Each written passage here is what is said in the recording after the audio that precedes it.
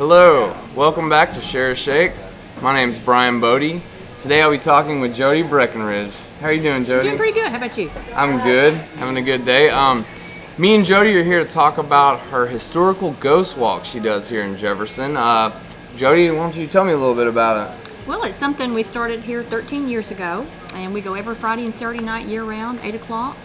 It's a walking tour where you actually get the history of the locations we go, as well as the ghost stories, and then we rate each place on a scale of 1 to 10 as to how haunted it is. Really? Well, what's generally the most haunted place? I got a couple of places. We even got some stories about the General Store I don't know if you're familiar with, and some pictures, but probably the Grove property is one of the locations we get most of the stories on. That's cool.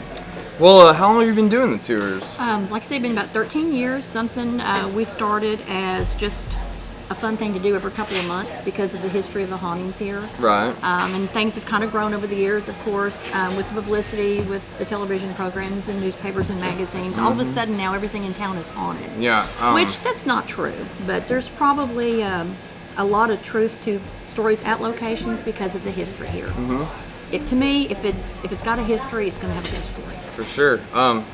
One thing I've noticed, I didn't realize it had been 13 years, but one thing I've noticed is how much that the ghost walks have just blown up around this area. I mean, she's just really bringing people in. And so I just wanted to ask you kind of, from the beginning, I mean, how much has it grown from there to now? It's definitely grown because, like I say, originally we started out just every couple of months, and then it was every Saturday night. Now it's every Friday, Saturday night, year-round, and it does get bigger and bigger. Spring break times we actually do tours during the week as well now. So it is continuing to grow. Okay, so and the tours are at 8 p.m., right? 8 p.m., And we'll include the info on that. Now you said that you had heard there was some stories about here. I think I've heard a little bit about it, but why don't you tell us about it? Well, I've had actually people tell me they see a little boy and a man in the store. No kidding. I've heard the name of one is Roy. Now I'm not real sure if Roy's the man or if Roy's the little boy. They claim that Roy's more playful. The child Roy is more playful. He likes to tend to be a little mischievous, whereas the man is usually seen working. I've actually had people claim that they thought they've seen him on the ladders here in the store. Wow. So why he's here, I don't know, but definitely people do elaborate. And it's kind of funny because you have one person tell you a story, and then several weeks down the road, no one has a clue that there's anything going on, and then they kind of relay the same kind of story. So maybe there's something to it. I saw some pictures that you sent of some ghosts, which we'll show. Where'd you get those? Tell me about those. Actually, I think the ones that we had brought or had sent over were two that were taken during a tour. One was at the back of the General Store here. That one was not on a tour. I take that back. It was from an employee that worked here had actually taken it.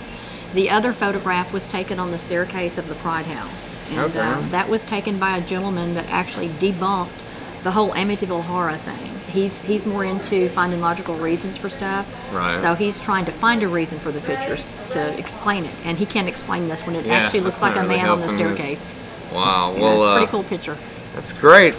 So, Jodi, I hear you have an annual event here. Yeah, every spring and every fall we do an event called the History Haunts and Legends.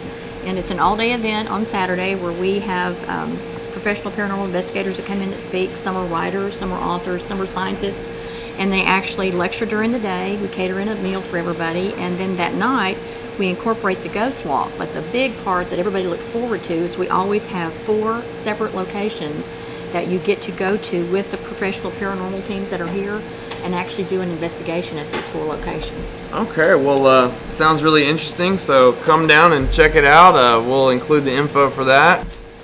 So earlier you were telling me about Roy, the ghost in the store. I'm just curious about that. Tell me a little more about it. The way I've been told is Roy was an employee here at the store, and people say that he was always on the ladders working. It was a hardware store. So of course they'd be up on the ladder stalking and things, and he fell off the top of the ladder. And when he fell, I guess evidently he must have broke his neck or something, and they still think they see him in the store. And it's kind of ironic. I do have, like I say, pictures that people have taken where you can see a man in the photograph, and that we have others where people claim that it's a little boy in the photograph. So I think you have 2 spooks wandering around the gym. You really think Roy's still around here? I don't know. Sometimes I get that feeling that Yeah. maybe, yeah, he's still around. Maybe so, but I don't know. Jodi, it's been a pleasure talking to you today. I've had fun. We got one thing left to do, and let's share this milkshake, all All right? right. Wait a minute. Do you feel that? It's like cold, isn't It's it? cold. Ooh, the hair You of my have arms is goosebumps. standing up. It's Oh, creepy. man. All right. Oh, well, whatever. Oh, my gosh. Did you see that? No, did you? Where'd it go? I don't know. He left the cherry, though. Thank God.